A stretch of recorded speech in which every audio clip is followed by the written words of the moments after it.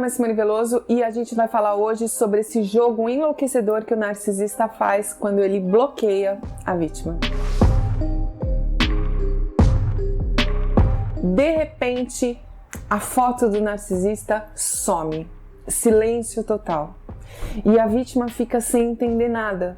Absolutamente nada. Ela foi bloqueada. Ela não tem ideia do que aconteceu, ela não tem como falar, simplesmente assim, do nada, narcisista some. E a vítima passa horas, dias, olhando ali para o celular para ver se alguma coisa acontece, e às vezes até acontece. O narcisista desbloqueia, não volta com a foto, não coloca a vítima na agenda, e aí aparece como se estivesse digitando alguma coisa, digitando. E uma mensagem que nunca chega. Um jogo enlouquecedor, que a vítima fica presa durante muito tempo, acreditando que ele tem alguma coisa para falar, ela tem alguma coisa para falar, por que bloqueou? E se eu ficar quietinha? Uma espera angustiante, terrível, enlouquecedora. Quando a gente fala sobre esses jogos que os narcisistas fazem, que prendem tanto as vítimas, e que quando a gente começa a conversar e que uma vítima vai olhando e prestando atenção e vendo num vídeo e vendo no outro, e que isso acontece com uma pessoa e que acontece com outra, é tudo tão parecido, na verdade tudo tão igual, como é que pode, né? Isso tudo ser tão igual? A gente, claro, está pensando em narcisistas, pessoas que têm o transtorno de personalidade narcisistas, que fazem esses jogos. Mas é óbvio que um vídeo assim ele não serve para um diagnóstico, isso só poderia ser feito por um psicólogo ou um psiquiatra que estivesse acompanhando regularmente essa pessoa. Mas esses jogos, eles são completamente enlouquecedores, e o que sobra é esse resultado. Alguém ali com a vida parada, olhando para o celular, esperando alguma coisa, bem quietinho, esperando e torcendo para que alguma coisa chegue. E muitas vezes não chega nada. Ou às vezes vem, e aí a vítima, ela não sabe nem o que ela tem que fazer para que aquilo não mude, para que aquilo permaneça. Ela fica tentando acertar, ela fica tentando desesperadamente que aquilo se mantenha, porque já que veio alguma coisa, foi tão desesperadora, ela não sabe porque ela foi bloqueada e como que ela faz para manter aquilo. O narcisista, quando ele faz isso, ele não está fazendo contato zero com a vítima, e isso tem que ficar bem claro. Quem faz o contato zero é a vítima. Contato zero é quando a vítima resolve que ela vai se proteger, então ela fecha as portas de comunicação. Quando o narcisista faz isso, ele está fazendo tratamento de silêncio. Ele bloqueia a vítima e está fazendo tratamento de silêncio. E a vítima que está lá achando que o narcisista está do outro lado, muitas vezes o narcisista ele está jogando com outras pessoas e só está ela ali olhando para a tela. Só está ela ali presa, horas, dias, madrugadas. E o narcisista está vivendo outras dinâmicas, outros jogos com outras pessoas. E às vezes ele aparece e dá uma digitadinha qualquer, faz um check. E a vítima acredita que vai vir alguma coisa e fica presa nessa ideia. Porque ela cria muita coisa. E ela cria isso na cabeça dela, baseado também naquele protótipo, naquele boneco, naquele cenário, naquilo tudo que foi criado, naquelas narrativas que o narcisista foi plantando na cabeça dela, de quem ele era, a partir do espelhamento, a partir da projeção, de quem ele era, do que ele pensava, dos valores, das ideias. E ela acredita muitas vezes que ele é orgulhoso, ele não vai voltar atrás, e ela fica presa. E quando o narcisista faz isso, parte, de um adestramento, e sempre que eu falar essa palavra, eu vou ter que reafirmar isso, que eu detesto falar essa palavra. Essa palavra, ela é ruim para animal, que dirá para uma pessoa. Mas é isso, faz parte de um adestramento, faz parte de um condicionamento. E é tão angustiante, que quando o narcisista volta, quando a narcisista volta, quando eles dão o ar da graça, a vítima não vai se atrever a nada. Ela não vai questionar nada. O narcisista pode ter traído, pode ter levado dinheiro, pode ter feito o que for. Quando a vítima passa por uma coisa dessas, quando ela fica angustiada esperando alguma coisa ali no celular, quando ela passa por um tratamento de silêncio dessa forma, quando o narcisista aparece, a vítima aceita qualquer coisa. Ela pede desculpas por coisa que na verdade ela sabe que não tem nada a ver. No fundo ela sabe, mas ela pede desculpa, ela pede perdão, ela ajoelha, ela faz o que for para que aquilo acabe. E o problema de tudo isso é que ela vai colocando no banco de dados dela mais comportamentos que ela precisa prestar atenção, mais coisa que ela precisa prestar atenção, porque é uma experiência tão terrível que ela não pode sonhar em repetir.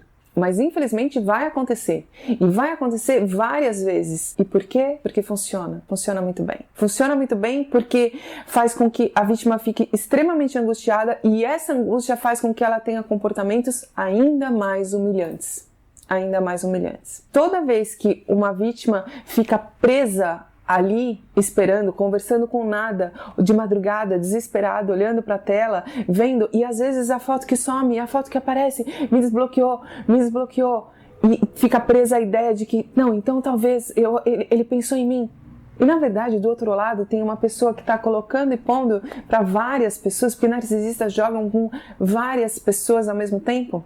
A lista de bloqueio e desbloqueio é gigante, não é só com ela.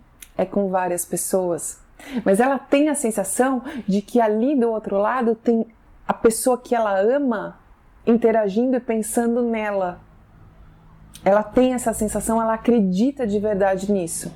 Então, quando o narcisista volta e oferece uma migalhinha, ela pega desesperadamente essa migalha. O jogo de abuso narcisista, ele é extremamente cruel. É um jogo cruel. Ele faz com que a autoestima da pessoa fique praticamente nula. Se a pessoa tinha uma autoestima legal, acaba com a autoestima da pessoa, desvaloriza a pessoa ao extremo, faz com que ela se submeta a coisas horrorosas e com que ela fique presa e a vida passando. E normalmente eles fazem isso em ocasiões que são importantes. A vítima perde coisas que são importantes. No dia de um evento familiar, no dia do aniversário dela, no dia da colação de grau de alguém, enquanto alguém está no hospital, ele deixa ali, cruelmente, a vítima presa numa tela, olhando para uma foto vazia, sem dó. É assim que acontece. E quanto mais a vítima acolhe na volta, né, quando o narcisista volta e oferece uma migalhinha, quanto mais ela mostra esse desespero na volta, mais intenso vai ficando esse jogo. Esse jogo, ele vai se intensificando cada vez mais. O ciclo de abuso narcisista, ele é bem cruel, complexo, pesado. E quando a gente olha para trás e fala, mas caramba, como que pode e como que eu pude ficar nisso, né? Quando a gente consegue sair e a gente tem mais lucidez, a gente olhando para trás e fala, gente, mas eu olho para trás e como que eu fiquei nisso? Mas é que quando a pessoa tá nisso, ela realmente não tem noção. Ela tá mergulhada, ela não consegue perceber determinadas coisas. Naquele momento, isso tudo faz super sentido. Ficar olhando para a tela, sim, claro, vai ficar olhando para a tela. Do outro lado, sim, acredita piamente que tem alguém ali que a ama e que tá olhando e que quer voltar e só pode ser isso. Ela só enxerga essa alternativa. Esses jogos emocionais que drenam tanto a pessoa são super cruéis e fazem com que depois, né, a caminhada, quando a pessoa sai do relacionamento e depois do ciclo, quando ela fecha as portas, faz com que fiquem sequelas muito sérias, muito importantes, né? Onde você começa a duvidar das outras pessoas, você duvida de si mesmo, das suas percepções, você fica uma pessoa muito sensibilizada. Porque é óbvio, né? A gravidade do que foi feito é muito grande. E quando você olha para as coisas que aconteceram e você fala, gente, mas estava tão nítido e como que eu não vi? E talvez alguém agora que esteja ouvindo esse vídeo, né, vendo esse vídeo e que esteja passando por isso e tenha esse choque, né, de uma pessoa que passou por isso e está falando isso e agora faz sentido e fala, uou, isso está acontecendo comigo. É uma dor realmente muito grande. O ciclo, ele é cruel, ele é intenso, em cada etapa ele tem uma coisa. Claro que isso não vai acontecer no começo, isso já vem vindo quando acontece mais ali próximo da desvalorização, quando já anuncia um descarte, é quando a gente já vai vindo ali próximo do grande descarte, né? Eu falo que tem os descartes que acontecem, tem o grande descarte, que é aquele que desnorteia mesmo, que não é o descarte final, porque final não tem, vai depender da postura da vítima, mas o grande, aquele que coloca a pessoa a nocaute. Para quem quiser se aprofundar nesse tema, entender como é que funcionam essas etapas, como que elas estão ligadas, quais são as janelas para a pessoa poder sair do ciclo, como que funciona toda essa engrenagem que faz com que as pessoas fiquem presas. E além disso, claro, tem outras coisas também, tem diário de recuperação, tem tipos de narcisista, tem perfil da vítima, tem mais coisa também ali no curso. Eu estou colocando aqui na descrição do vídeo o link do curso Universo Narcisista Dinâmicas Amorosas, está aqui na descrição do vídeo. É um curso bem bacana para quem quer se aprofundar e entender como é que funciona todo esse ciclo de abuso. Alguns movimentos do narcisista são muito chamativos quando um descarte se anuncia, e esse é um deles, né? Esse jogo mais incisivo, esse jogo mais exaustivo e esse jogo mais enlouquecedor de desvalorização, quando ele começa a bloqueia, desbloqueia, bloqueia, desbloqueia, bloqueia, desbloqueia. E quando a vítima começa a entrar nesse condicionamento, o perigo disso é porque a vítima ela começa a se acostumar que, não, acontece isso, mas depois ele volta. Acontece isso, mas depois ele volta. Acontece isso, mas depois ele volta. E ela começa a suportar, é como se o limite da dor dela fosse esticando, até que vem um descarte muito grande, só que depois não vem um alívio da dor. Porque aí o narcisista silencia de vez. E ela é levada a um limite máximo de dor, né? Por isso que o grande descarte é uma experiência tão avassaladora. Ela vai sendo treinada, só que sempre vem um alívio para a dor antes, até que não vem mais. E quando a vítima fica procurando, né, normalmente ela fica condicionada, não, a gente sempre fica 10 dias sem se falar, mas ele volta. O máximo foi 15 dias, mas ele volta. E aí quando ela passa por um descarte grande, nada.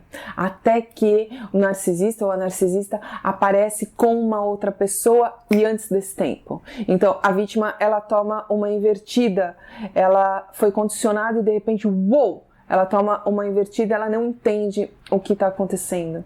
O jogo, o ciclo, é tudo muito pesado. Entender como é que funciona tudo isso é importante para a pessoa conseguir se precaver e a pessoa se antecipar e sair.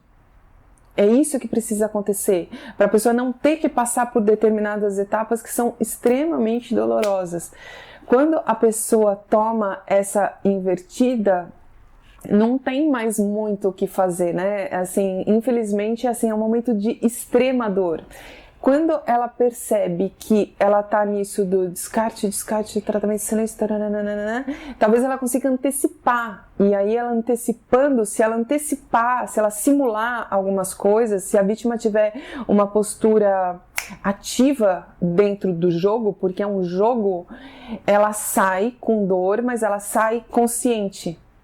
E aí, claro, ela vai procurar ajuda psicológica, muitas vezes ajuda psiquiátrica, mas ela consegue, sair sem viver determinadas coisas, né? Tem algumas etapas que ela consegue escapar, vamos colocar assim, né? Quanto antes ela conseguir escapar, menos intenso vai ficando o jogo. O jogo, ele sempre vai indo para um caminho de intensidade muito grande.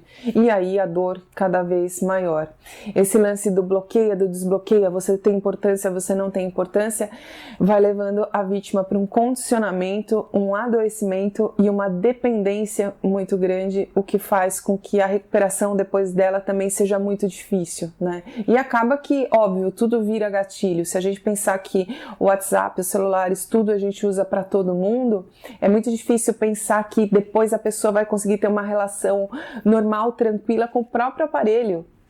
É muito difícil, a pessoa ela vai olhar e aquilo já vai ser um estímulo para ela procurar. Então o narcisista ele se coloca e ele joga exatamente nos lugares onde é inevitável para a pessoa. É inevitável. Ele está aonde é inevitável para ela, é ali que ele vai ficar. É muito difícil, né? Uma dinâmica com um narcisista, um relacionamento com um narcisista realmente é uma experiência muito, muito, muito difícil, muito traumática. De difícil é possível, mas é difícil, claro, é difícil a recuperação, né? É uma coisa que exige um suporte, um conhecimento e principalmente a vontade da pessoa de sair disso, de se recuperar e de ficar bem. Quando a pessoa coloca isso em mente, né, que infelizmente ela se envolveu com uma pessoa que mente, manipula, que isso é um cenário de fantasia e ela resolve que ela está disposta a deixar isso de lado, né, abdicar dessa fantasia e ela começa a trabalhar por uma jornada de recuperação, né, traçar um caminho de recuperação. Não quer dizer que vai ser fácil, mas aí ele se torna possível, completamente possível. Eu acredito 100% nele. Antes de encerrar, gostaria de dar um recado que dia 2 de dezembro a gente vai ter o lançamento do livro Quem Conta Essa História, que eu escrevi em parceria com a Nali Drubi. Espero que vocês gostem, a gente está super ansiosos para esse lançamento. Dia 2 de dezembro a gente vai fazer uma live para falar também sobre o livro Quem Conta Essa História, onde a gente mostra dois lados, narcisista e vítima, contando todo o ciclo de abuso narcisista. Certo, meus amores? Certo. Eu espero ter ajudado. Um grande beijo e vai ficar tudo bem. I don't ever slow up, no I don't take sh**. I got no love for the fakeness. If you wanna